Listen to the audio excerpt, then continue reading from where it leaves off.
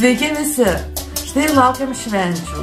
Visiems, kurie prisijungia pirmą kartą prie mano kanalo ir žiūrite šitą video kaip pirmą video, tai noriu pasakyti, kad mano vardas yra Loreta, gyvename su vyru ir šuniu 2 kambarių bute Alytuje. Taigi, šventės artėja, pasipuošėme eglutę, bet tai, man atrodo, jinai labai tragiška, dėl to, kad labai matosi laidukai, kurie praleidžia Kivišą, šunio vardas Kivis beje, praleidžia elektrą ir tie laidai matosi žiauriai stori ir nežinau, man atrodo panašiai čia išeina taip, kad pamerkiau eglutę, paėmiau visus papuošimus ir užmečiau ant tos eglutės, nepuošiau, bet užmečiau. Kai buvo tik su šito mokytėm, kurias pirkau iš šeimo, tai buvo labai gražu, nes ir žalumos daug buvo, dabar girlianda, lemputės, visą vaizdą gadina. Na, bet mes ne apie tai. Čia yra mano pirmoji dovana, čia nežiūrėkit, čia tai ne. Čia yra mano pirmoji dovana supakuota siuntimo dėžėje. Aš ją gavau nuo draugės, liepė išpakuoti per kalėdas. Čia bus draugiai dovana, čia dėžutė užsakytos knygos. Supakuosiu. Negaliu parodyti, draugė nežiūri gerai. Draugiai įdėjau šilumos, tai žvakę, parodysiu. Sakė padovanot šilumos, ramybės. Štai, draugiai padovanojau šilumos, tai yra žvakė. Taip pat draugiai padovanojau, man čia viskas atsikabino, ramybės. Tai raminamoji arbata, štai tokia. Va, tokia. Kanapė su pipirmėtim. Ir bus knyga. Gal patiks, labai tikiuosi. Ką dar aš veikiu prieš šventinio laikotarpio? Tai gaminu žvakės. Čia yra paprastas puodelis stiklinis. Aš jau negražiai žvakę neapvaliau, bet padariau išlydyto vaško, pripyliau daktį. Įdėjau ir tokia žvakė. Aišku, visas priemonės, tai yra vašką ir daktis, perkau iš šeimo. Taip. O dabar parodysiu bandeles, tai truputį pertrauką ir iš karto atsidursim, teleportuosimės į virtuvę. Tokios skanios bandelės, kad atliko tik viena. Labai skani, aš tiesiog paėmiau šaldytą tešlą ir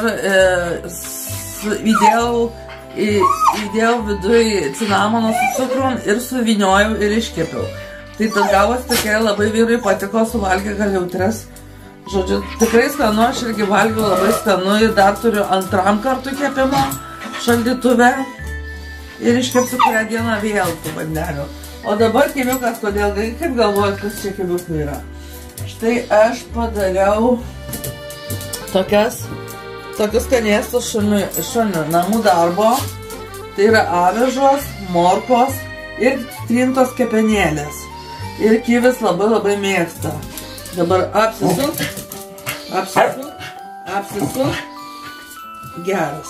Jis labai mėgsta šitas, nes tai yra tikrai skanu, neskaitant to, kad aš kepenėlių nemėgstu, bet Kivis mėgsta. Tai va, tai yra taip, dabar prašysiu vėl. Nenoriu per daug duoti, nes jisai turi nutukimą. Ir dar ir viskas. Ir tokie va šiandienos padaryti darbai. Dar ne vakaras, dar kažką padarysim, bet šį kartą tiek.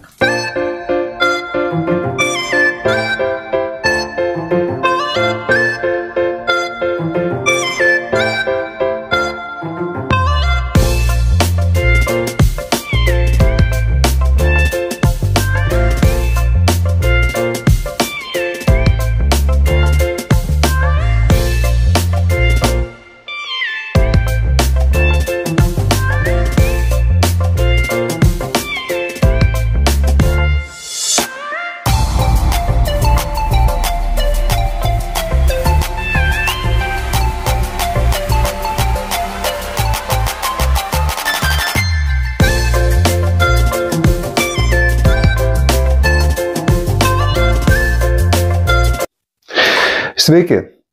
Noriu pristatyti Martino Skol knygą Apsupta. Knyga originalo kalba išleista 2006, o į lietuvių kalbą išversta 2010. Knyga angliškai vadinasi Close. Na tai gali būti arti, gali būti artima, o lietuviai išvertė apsupta, nes tai gerai atitinka knygos siužetą. Veiksmas rutuliojasi Londone ir aprašoma 20 amžiaus antrojo dešimtmečio pirmos pusės, na tai po karo pirmieji keli dešimtmečiai, mafijozų šeimos istorija. Knygos pagrindinė herojė Lilė yra kilusi iš labai vargingos šeimos, iš prastuomenės jinai paprasta mergaitė, bet ją dar labai jauna nusižiūri vietinis kylantis mafijos vadeiva. Na ir šitoje knygoje labai daug aštrių siužetų, daug vartojama keiksmažodžių, aprašomas mafijos gyvenimas vieno mafijos klano, kur pagrindiniai herojai yra tos pačios šeimos nariai. Ir šita būtent Lilė, ištekėjusi už mafijos vadeivo Patriko Brudžio, tampa ir tos mafijos galiausiai kaip ir galva. Ir jai padeda jos vaikai, kurių jinai pagimdo 4.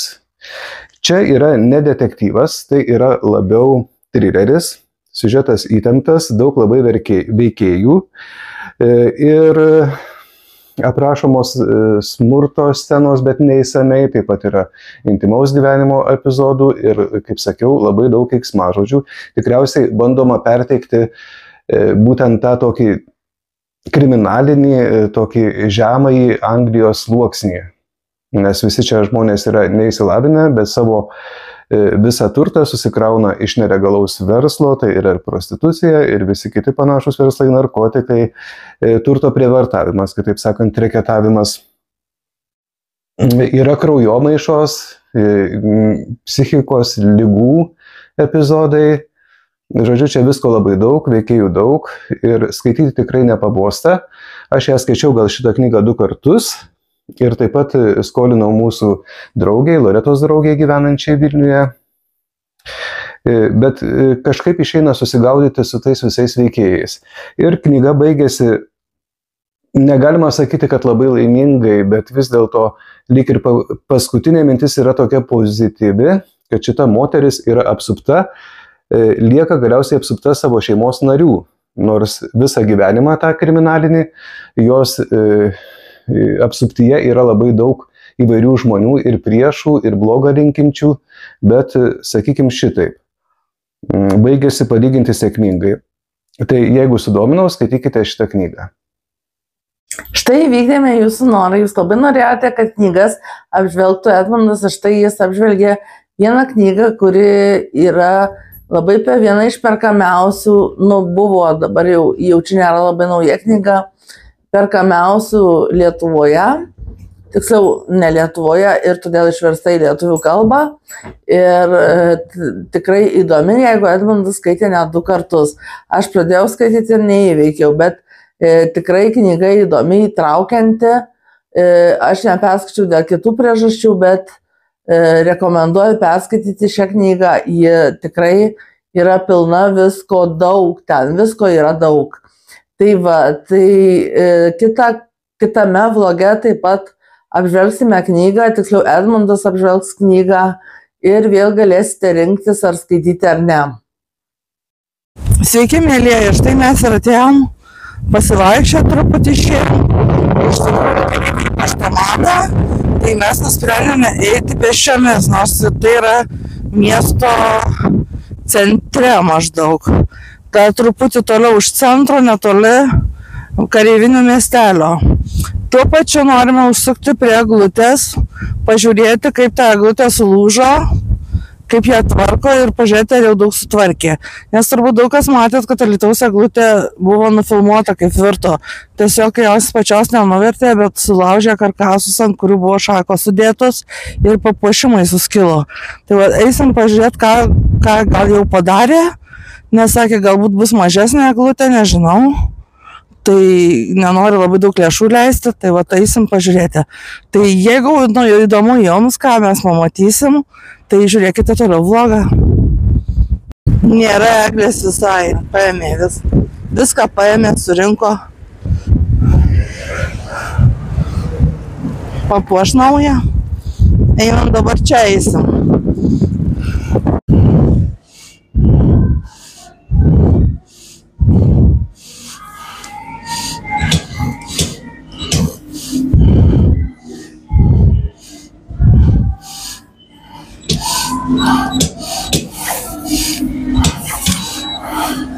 čia viskas yra planšetėj. Įsigijau planšetį priedų, kad nesuduštų ir stikliuką, ir dėkliuką. Ir dabar eisim kiviuką pririšom prie stulpo, prie parduotuvės. Čia yra rėmėjų. Tai dabar einam. Štai kokių turime gražybių Alytuje. Pirmiausia, tai yra geležinkelio, man atrodo, bėgiai buvo ant šitos sumūrytos akmenų sienos ir kitoj pusėje tęsinį, žodžiu, per griovį kažkokį važiavo. Ir taip pat, ką vyras nusifotografavo, taip pat parodysim, tai gudobelės sunokia, bus paukščiukam žiemą ko maitintis. Tikrai labai daug ir labai gražiai atrodo, kai numesti lapai. Tai va, norėjau parodyti, dar šito niekada nerodėm, šito tilto griuvėsių niekada nerodėm, tai nerasite senuose vloguose, tik tai dabar parodėm. O mums dar liko nueiti kokius 4 kilometrus ir būsim namie. Tai va, keliaujam mes.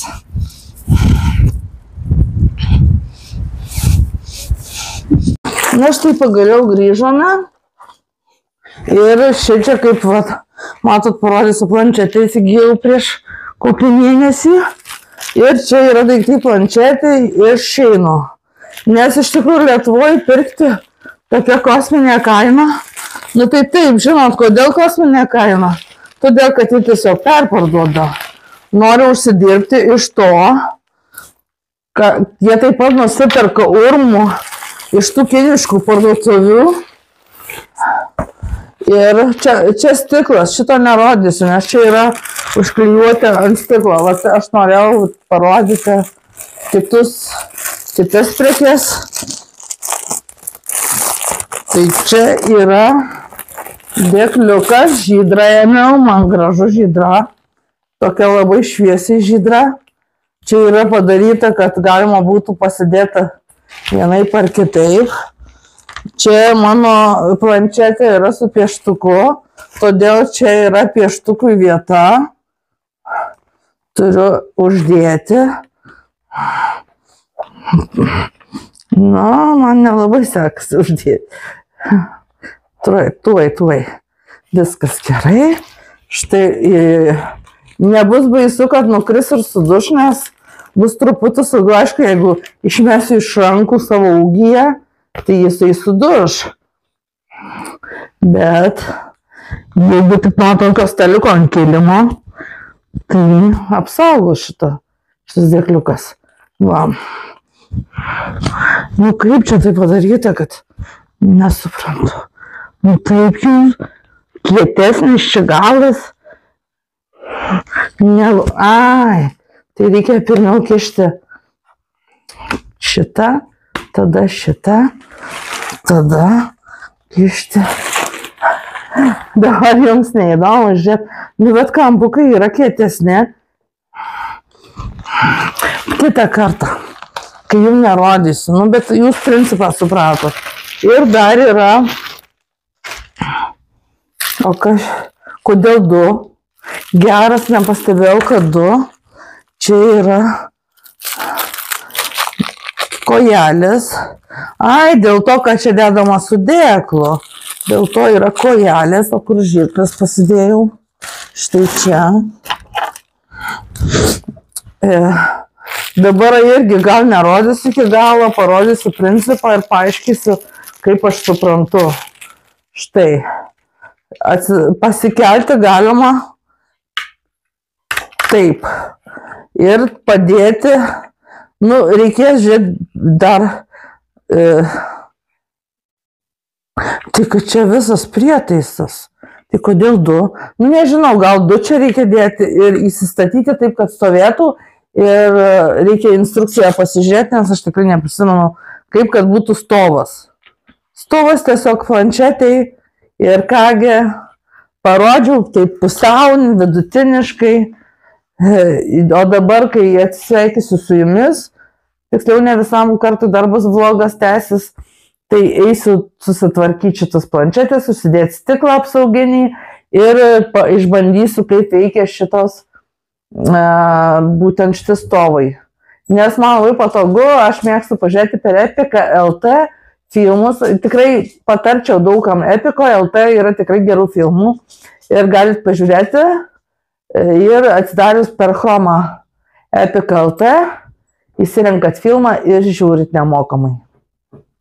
Sakiau, neatsisveikinu, dar vlogas tęsiasi, bet pasirodo visgi, kaip aš darau vlogus 15 minučių, tai tų 15 minučių jau ir yra. Atsisveikinti su jumis, tiesa, gal kas nori savo planšetėje, galiu perleisti, tik tai į ką nors mainais. Nes arba jeigu jūs esate iš kito miesto, susimokėkit už siuntimą. Tai va taip. O dabar pabaigoje, kaip visada, jeigu patiko vlogas, paspauskite patiktuką. Taip pat galite prenumeruoti mano kanalą, prenumeratorių vis daugėja ir aš labai noriu pasiekti 3000 prenumeratorių, bet dar labai daug trūksta. Taip pat galite mane paremti Contribui.com platformoje. Ten kaip kūrėjai, ten yra dar ir tokių dalykų kaip filmukų iš mano jaunystės, tai kas nematėt, tai už 1 eurą galite visus pasižiūrėti, parėmus 1 eurų, ne mažiau 1 euro, galite ir daugiau paremti, aš nieko prieš, tai pasižiūrėt galite filmukų, kaip aš buvau jauna ir dainavau, ir kvailiojau, ir visokių tokių. Ir pamatysit, kokia mano šukuosena buvo, tai tikrai tragiška, dabar kai pagalvoju. Ir jeigu norit, paremkite euro ir pasižiūrėkit. O dar galite užeiti į Facebooko grupę, kur mes bendraujam su visais gerbėjais. Aš, vyras ir Kiviukas. Tai ten dalinamės nuotraukomis su Kiviuku, su vyru, iš kelionių įdedame ir taip toliau. Kivis kažko prašo, o tik nežinom ko. Tai va, tai užeikite į Facebooko grupę, išsiųskit kvietimą, vlogerė Loreta Mažonė ir mes jūs priimsime. Ate!